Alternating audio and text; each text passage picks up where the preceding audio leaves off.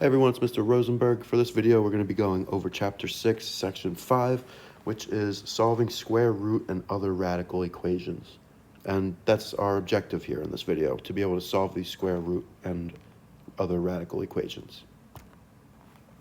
So first, when we're talking about radical equations, that's just an equation that has a variable that's in a radicand or a variable with a rational exponent, right? And if the radical has an index of 2, then the equation is a square root equation, right? So for example, you have the square root of a plus 5 is equal to 7. Something like that is a square root equation or a radical equation.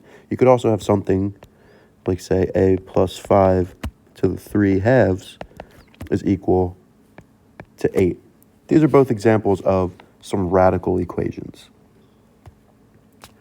So first, let's talk about solving a square root equation. So one thing you have to be careful about when solving square root equations is that you could end up with an extraneous solution, right? So you could end up getting a solution that when you plug it back in to your original equation, it makes a false statement, makes it not true.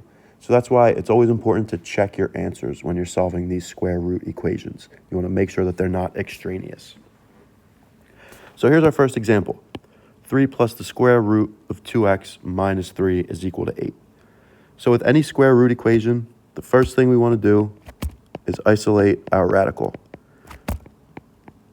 So that's always the first step we want to go for in these square root equations.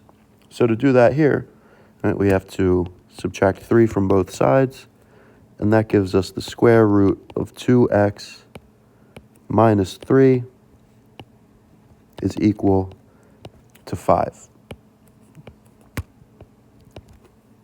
Now that we have that square root isolated, we want to get rid of it. We want to remove that square root so we can get to this x that's underneath of it. Right? So in order to do that, we have to do the inverse operation of taking the square root. And that inverse operation is to just raise it to the second power, or square it. Right? And whatever we do to one side, we have to do to both sides. So after we do that, raising a square root to the power of 2, that gets rid of that square root.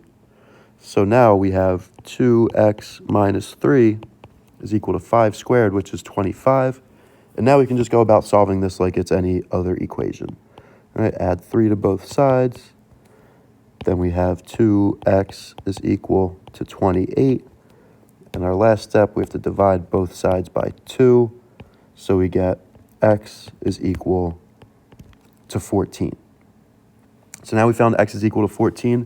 Now we just want to plug this value of x back into our original equation to check and make sure it holds true. All right, so if we have 3 plus the square root of 2 times 14 minus 3 is equal to 8. So now we have to simplify what's under that radical. So that gives us